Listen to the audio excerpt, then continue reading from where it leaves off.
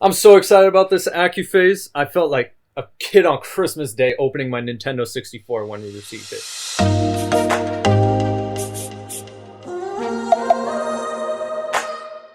Accuphase. In 1972, the brothers Nakaichi and Hiro Kasuga left the Trio Kenwood Corporation, currently JVC Kenwood, to form a separate company dedicated solely to the manufacture of audio products.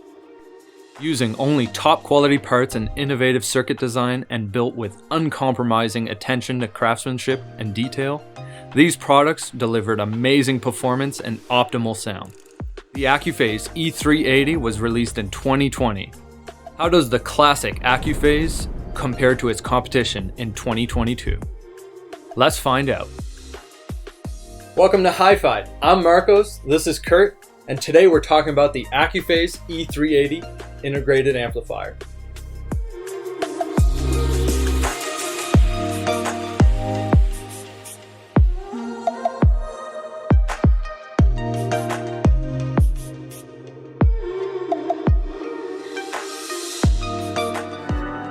I'm such a big fan of this Accuphase, and I've been following the company for such a long time. Do you have an Accuphase story? If you do, let us know in the comments below. We'd love to hear from you.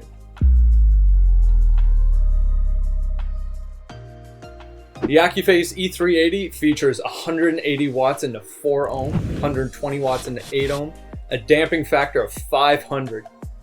It also features a separate front end to back end, so if you want to pair it with a separate power amp, you can do so as well.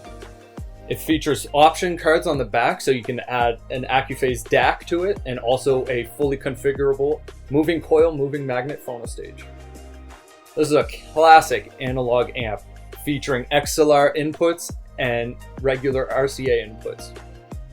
It also features Accuphase's very own AVA volume adjuster, removing all variable resistors from the signal path, resulting in much cleaner sound. The source knob on this has a really like rigid click feel to it.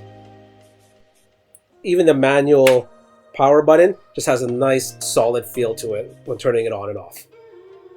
So overall, all the looks from the meters to everything I love. The only thing I really wish they didn't do is they could have put maybe just the E380 on there instead of putting integrated stereo amplifier. I don't think they need to label it that way. It doesn't really make sense. It's like putting sedan on a car. I wish I could have cleaned it up that way. My favorite part about the Accuphase, like many people, are these fully analog VU meters. They're just so responsive. They look beautiful. I love everything about it.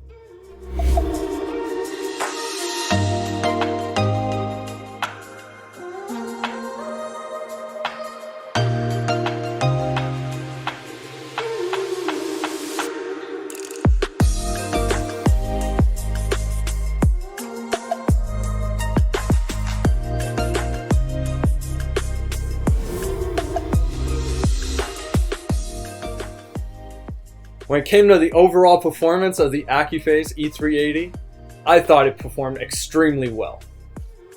Featuring a really high damping factor of 500, the Accuphase controls the bass extremely well. When it came to the mid-range and the upper end frequencies, the Accuphase was very impactful. The overall soundstage was quite expansive. It was deep, and also too as well, it really positioned everything quite accurately and properly. You really get a good sense of that three-dimensional space.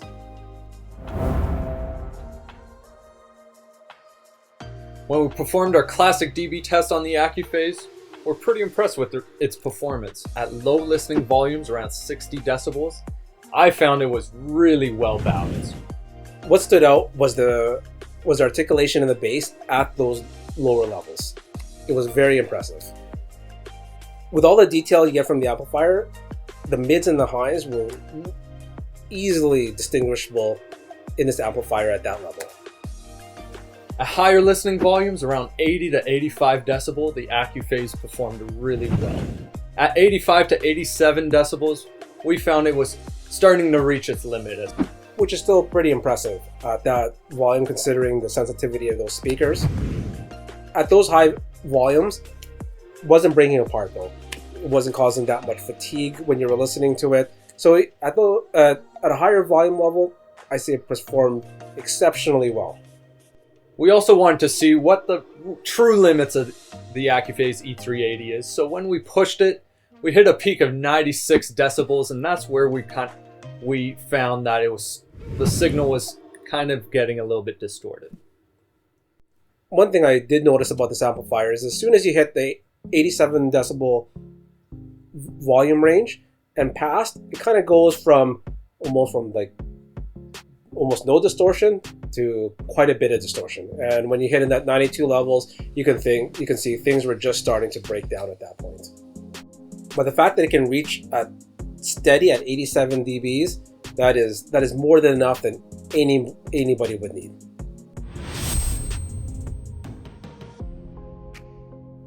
When it came to listening to the Accuphase E380, we listened to a big variety of music as always. Me being a big fan of Accuphase, I really want to hear all kinds of stuff on it. The two songs we found matched the amplifier really well and we thought stood out. The first song, Chick Corea and Return to Forever, the song was called Spain.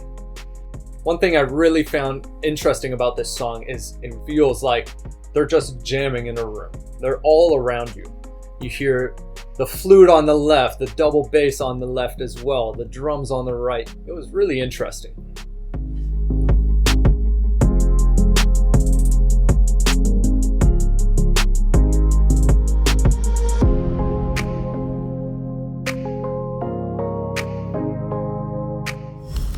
One characteristic I found that was exceptional in this amplifier was its detail and texturing. When they were listening, they kind of did this neat effect where they were clapping, you were pressing the pedal for the hi-hat, and you can faintly hear them clapping the sticks. This effect was neat because it added a bit of that organic kind of ness of that flesh of the clapping and kind of that wood snapping sound. It was a really neat effect, and the fact that we were able to pick up these details on that amplifier shows you how amazing this amplifier is. The second song we listened to was Kina Grannis, The Fire. One thing I found with the Accuphase, it really revealed the strength of that recording. The vocals are so well detailed, the instruments are really well detailed, really well placed. Another thing I noticed was the bass. It was extremely well controlled and really filled the room. To touch on the soundstage, gain was exceptional on this. When you're listening to it, it created this tunnel effect where you got guitars on the left and the right, you had her in the middle, and then you had the backup singers. What was really neat with that kind of wall effect that it was sounding was, you can distinctly hear, and this amplifier created that three-dimensional feeling where the backup singers and her voice, because you can tell they would mix her voice included into the backup singers too as well, just created this whole almost like a chorus effect in the back. And her voice every time she would come in would really come, and you can see that she was like at least like another 8-10 feet in front. This created like a presentation that was just so involving, and I mean that tunnel effect where you just get immersed in the space, which really just engaged you emotionally into that song.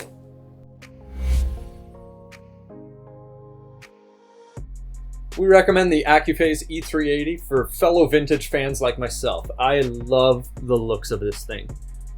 It also gives you that 21st century sound.